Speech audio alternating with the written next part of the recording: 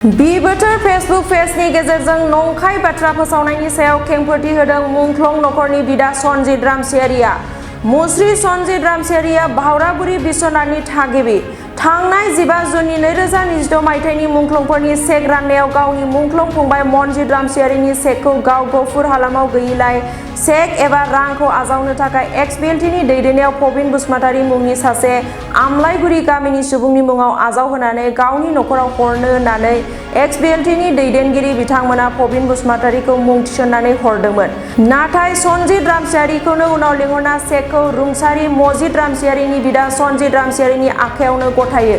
हरनि समाव बि बोथोर फेसबुक पेजआव मोनसे नंखाय भाइराल फोसावनाय बिपिएफनि दैदेनगिरिफोरनि सानैसोनि मुं होनानै दाय फान्दायनाया नंखाय। बिथांमोना बेजों जेबो लोब्बा गैया होनना सनजित रामसियारिया बुंथिदों आरो प्रबिन बसुमतारीनि एनअसि लिरनानै हरनायाबो बिदि नङामोन। माखासेखौ बिसोर लिरदेरना एडिट खालामना होदेरनायसो होनना बुंदों।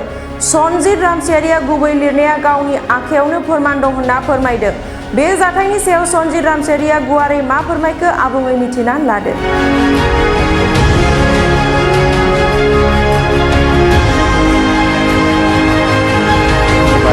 आंनि मुङा मुस्रि सनजित रामसियारि, बिश्वनाथ, भावरागुरि। थांनाय 15 जुननि मुंख्लंफोरनि चेक राननायनि आंनि मुंख्लं फंबाय मजिद बसुमतारीनि चेकखौ आं गफुर हालामाव गैयैयाव चेक एबा रांखौ आजावनो थाखाय एक्स-बिएलटिनि दिनाव प्रबिन बसुमतारी मुंनि सासे आमलायगुरि गामिनि व्यक्तिनि मुङाव आजावहोनानै आंनि नखराव एक्स-बिएलटिनि दैदेनगिरि बिथांमोनहा प्रबिन बसुमतारीखौ हरदोंमोन। नाथाय आंखौ लिंहरनानै आंखौ बिदा दं होनना लिंहरनानै आंनि मुङावनो चेकखौ हरफिनबाय। बेवहाय रावनिबो गोरोन्थि गैया। आंखौनो आं खोनानो मोननायाव बि बोथोर इउटुब चेनेलाव मोनसे भाइराल फोसावनाय बिपिएफनि दैदेनगिरिफोरनि सानैसो मुं होनानै दाय फान्दायनाय नंखाय। बिथांमोनहा बेजों जेबो लोब्बा गैया। प्रबिन बसुमतारीनि एनअसि लिरनानै हरनायाबो बिदि नङामोन। माखासेखौ बिसोरो लिरदेरनानै होदेरनायखौ नुदों।